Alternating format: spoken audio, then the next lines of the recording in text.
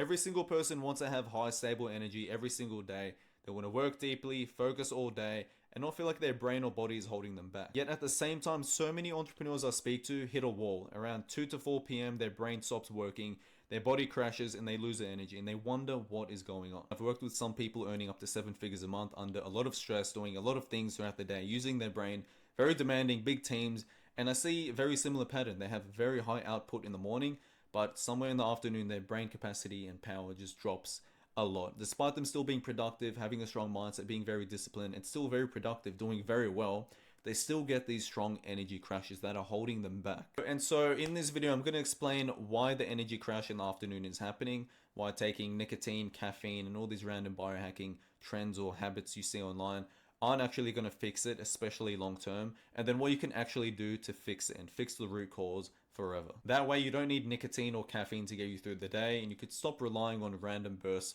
of motivation and have more clear, consistent energy. Before I get into it, just remember that this is about your physiology. It's not about your mindset. I'm not going to be speaking about mindset and how to think about things, right? The biggest mistake I see is most entrepreneurs feel like they need to do more. They need more stimulation, right? For example, more coffee, more nicotine. They need to jump into an ice bath. Maybe they need to run in the morning. They need to do more meditation, do more journaling, or do something extra to fix what's happening. And that's obviously not going to work, especially sustainably, right? And the one rule you need to remember is that energy crashes are not random.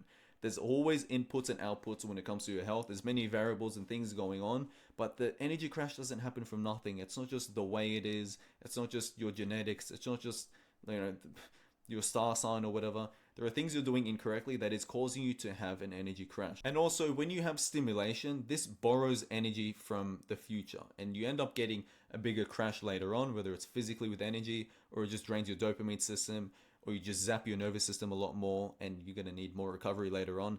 There is high achievers out there. There are people, like I had one nicotine today. It was the first time in like weeks that I've had one. It's because I'm recording YouTube videos. I'm doing a bunch of other things, right? It's a little kick, but it's not something I need to rely on every single day, right? There's people like Charlie Morgan that focus like 12 hours per day without nicotine, caffeine, anything. Just clear, stable energy all day long. And another thing with energy crashes is it's not just coming from one thing. There's just common reasons which I'm going to touch over, and it's usually a combination of the following. The first one is chronic stress load. So when you add more and more stress onto your life and to your day, you take on more responsibilities, your nervous system never actually down regulates, right? So outside of just sleep, which isn't just enough if you're not actually regulating it throughout your day, you're gonna cop it in the afternoon because your body never actually enters rest and recovery mode, and you're just waiting up until you crash when you go to sleep, or obviously throughout the middle of the day. The next one is poor sleep quality. So if you're sleeping 6 to 7 hours every single night with this high demanding, stressful lifestyle stacked with other mistakes you're making, you're going to increase the risk of getting an afternoon crash when combined with other more vital mistakes, which I'm about to speak about. The biggest stressor on your body, the biggest thing that usually causes this crash is your blood sugars spiking and crashing, right? So I often tell people don't do intermittent fasting, don't skip meals, don't have a huge meal and have a lot of time without eating, because you're more prone to a blood sugar crash, right? So this is going to be the biggest stressor on your body, but it's just one component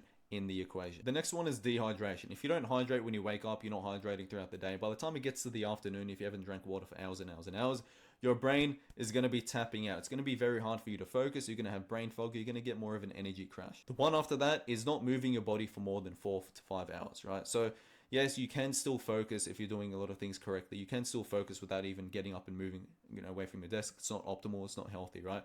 But in combination, if you're not sleeping properly, you've got a bit of a blood sugar crash, and you're not moving your body's not able to move oxygen and nutrients and blood around your brain, around your body, for you to actually have stable, high energy. So you need to move your body every 4 to 5 waking hours. At least go for a 10-minute walk. And guys, I used to get the worst afternoon crashes. Like, I used to look around at other people that would eat and they'd say they have an afternoon crash, but I would be on a next level. I would be like absolutely cooked. My brain wouldn't work. Things would feel terrible. I feel like I couldn't even stand up. Like, it was terrible. And that's because I was the worst. I had so much stress on my plate.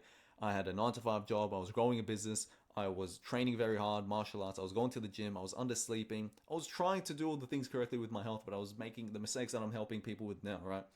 And when I got hit with the afternoon crash, especially with the blood sugar crash, because I was intermittent fasting and that kind of thing, I would cop it so hard and I hated it. Fucking annoyed me so much. And I thought I was doing everything right. I genuinely thought there was something wrong with me. I thought I'm doing everything correctly. I shouldn't be getting an afternoon crash, but it's happening. Why the fuck is it happening? It used to annoy me so much, right? And until I finally learned what was going on, it changed everything for me, which I'm going to get into in a sec. And basically what I learned is I wasn't doing the right things, right? And I finally understood that everything is inputs and outputs. There's cause and effects in your mood, your energy, and everything. And once you understand this, everything will change. You will not have these afternoon crashes. You will have predictable energy. You're not going to be dreading when you eat your meal. You're not going to be dreading the later hours of the day and completely just give up and know that you're going to have an energy crash. You're going to have predictable high energy, still be able to work, still be able to go exercise, live a life, not waste these hours throughout your day. You just become a person who's healthy and in control of their biology and their performance. So if you don't fix this, you're going to keep relying on nicotine and caffeine and all these random hacks you find online, and it's not going to stick and work long term. You're going to still have these energy crashes. Your creativity is going to be completely cooked. You're not going to make the right decisions, and it's not going to last that long. And you shouldn't feel bad about it. It's not because you're lazy or don't have the right mindset or anything. You just don't have the right systems in place, and your biology isn't keeping up with your stress. If you guys found that helpful, leave a like, sub, and comment. If you want my help making the whole protocol, analyzing, diagnosing, figuring out what's wrong, and building your personalized protocol, you can click the link in the bio. But besides that, take care, ciao.